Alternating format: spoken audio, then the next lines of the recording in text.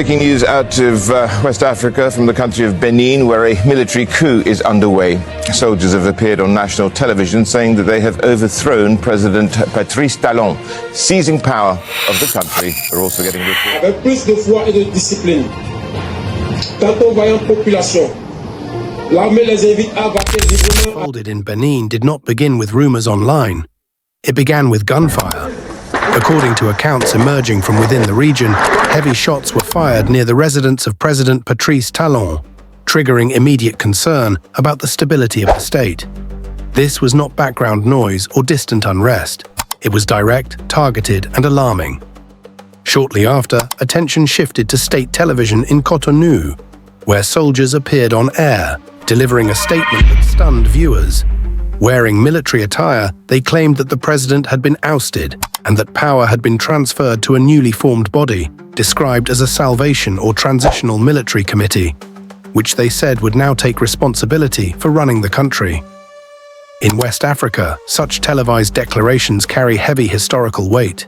They are rarely made lightly, and they immediately raised the question, was this the beginning of a full military takeover or an attempted one? Before we dive deeper, make sure to like and subscribe to this channel so that you do not miss out next update. To understand why this moment happened, the context matters. According to analysts and political observers, tensions in Benin have been building for years. Opposition figures have been arrested and detained, sometimes for long periods, creating frustration among political actors and segments of the population. At the center of this tension is President Patrice Talon, whose leadership has been both praised for economic progress and criticized for tightening political space. Opponents argue that democratic competition has been weakened, while supporters insist reforms were necessary for stability. With presidential elections approaching, initially expected in the coming election cycle, political stakes were already high. Talon had indicated he would step down, and a successor from his own political camp, his finance minister, had reportedly been positioned as the favored candidate. For critics, this raised alarms. Many believed the transition would not represent a genuine transfer of power, but rather a system where control would remain behind the scenes. This perception fed into a growing narrative that democracy was becoming procedural rather than real. For regional observers, the attempted coup did not come out of nowhere. Benin, while often seen today as relatively calm, has a long and complex past. In the 1970s and 1980s, the country experienced multiple military coups and long periods of military-led governance. It was only after national dialogue and reforms in the early 1990s that constitutional democracy was restored. That history has never fully disappeared.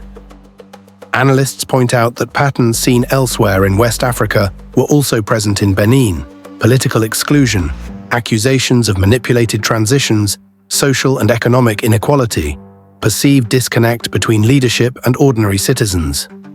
In such environments, factions within the military sometimes see themselves not as rebels, but as corrective actors, a dangerous justification that has fueled coups across the region. One of the most serious moments of this crisis was the televised military declaration. The soldiers claimed the president had been removed. A military committee was now in charge. The political order had changed. They reportedly named Lieutenant Colonel Pascal Tigri as the head of this new committee. However, critical details were missing. The soldiers did not demonstrate control over the presidential palace, major military headquarters, airports or borders, telecommunications infrastructure. Without these, no coup can be consolidated. This gap between declaration and control quickly became evident. Soon after the broadcast, the civilian government responded, rejecting the military's claims and insisting that the situation was under control. Authorities confirmed that the constitutional order remained intact. Loyal forces had intervened. Arrests had been made. This response transformed the situation from a possible takeover into what is now widely recognized as an attempted but failed coup. Importantly, the speed of response suggests that the plot lacked broad support within the armed forces, one of the most decisive factors in determining whether coups succeed or collapse. What happened in Benin cannot be separated from events in the broader region. From Mali to Burkina Faso, Niger to Guinea, West Africa has experienced a resurgence of military interventions in politics. Each successful takeover weakens regional norms and lowers the psychological barrier for the next attempt elsewhere. Recent instability in neighboring Guinea-Bissau, where political and military tensions have also escalated, reflects how fragile the region has become. This is why regional bodies like ECOWAS have been under pressure to reassess how they address unconstitutional power grabs, not just reacting after the fact, but understanding why they are happening with increasing frequency. One theme emphasized by regional commentators is the distinction between formal democracy and real democracy. Elections alone, they argue, are not enough. When institutions are weakened, opposition voices silenced, and economic inequality deepens, democratic systems lose legitimacy in the eyes of both citizens and eventually parts of the security forces.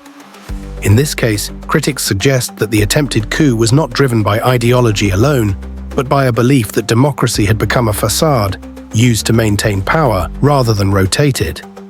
Whether one agrees or not, this perception has proven politically explosive across West Africa. Despite deep tensions, this attempt did not succeed. The reasons are clear. The military faction was isolated. Key installations were never captured. Loyal troops responded quickly. No mass public mobilization occurred. In short, there was a statement, but not a seizure of power. This distinction matters. It underscores how fragile, yet still resilient, constitutional order in Benin remains. While calm has reportedly returned, the episode leaves major unanswered questions.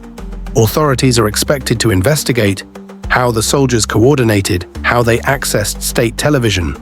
Whether wider networks were involved politically, the leadership faces a delicate balance, enforcing accountability without deepening divisions that could fuel future unrest. This attempted coup did not overturn the government, but it did shatter an illusion. It revealed that beneath Benin's reputation for stability lies unresolved tension, rooted in political trust, democratic legitimacy, and unequal power. The soldiers failed to take control, but the message they exposed cannot be ignored.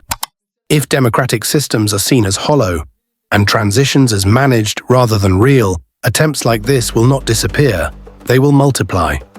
What happened in Benin may be over for now, but the forces behind it are still moving, not just there, but across West Africa.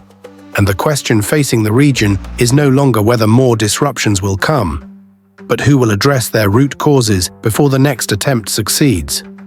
If you found this breakdown helpful, subscribe to the channel for verified updates and in-depth analysis on Africa and global affairs.